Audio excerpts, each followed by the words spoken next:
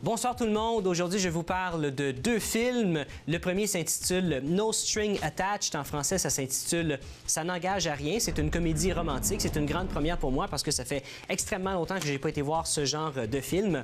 C'est avec Ashton Kutcher et Natalie Portman. Ça raconte l'histoire de deux amis qui commencent à se fréquenter et qui se disent que, bon, cette fréquentation-là, c'est juste pour du sexe et rien d'autre, aucun amour, aucun attachement.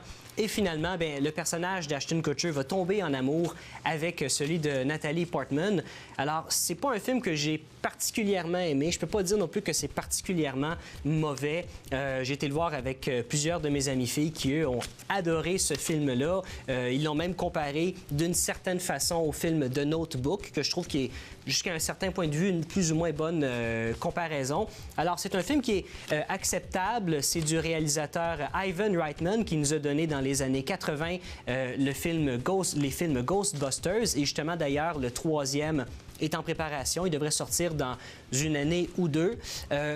Mais en gros, c'est un film, ça représente bien la vraie vie parce que c'est arrivé à la plupart des gens de tomber en amour un moment ou un autre avec un ou une de nos amis. Alors, je donne au film une note de 2,5 sur 5. C'est très acceptable comme divertissement, mais c'est pas ça qui va changer les relations hommes-femmes. Et dans un autre genre complètement, j'ai été voir le drame québécois Funky Town, qui raconte l'histoire du déclin du disco dans les années 70 au Québec. Parce qu'il faut le mentionner, Montréal, à cette époque-là, c'était une des villes les plus glamour au Canada.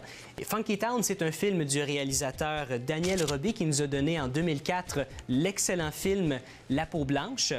Et Funky Town, ça raconte l'histoire de plusieurs personnages qui évoluent de façon différente à l'époque disco. La première partie du film, ça montre vraiment le gros glamour du disco.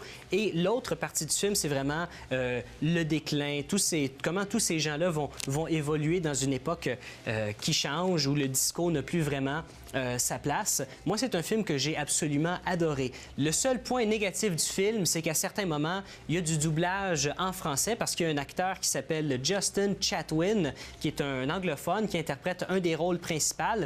Et cet acteur-là ne s'est surtout pas fait connaître en 2009 quand il a joué dans la version bas de gamme du film Dragon Ball Evolution, qui a été un flop commercial et aussi au niveau des critiques. Mais l'acteur est très bon et son personnage est très bon aussi. Il joue le rôle d'un jeune homosexuel qui ne s'affirme pas totalement, qui est avec sa blonde, mais qui garde un peu une partie de sa vie secrète.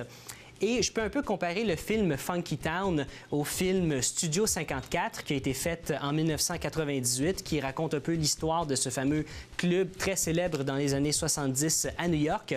Et pour ceux qui n'auraient pas vu ce film-là, je vous le conseille fortement, le film Boogie Night, qui raconte un peu l'époque de la porno des années 70 aux États-Unis. Alors, je donne au film Funky Town une note de 4 sur 5.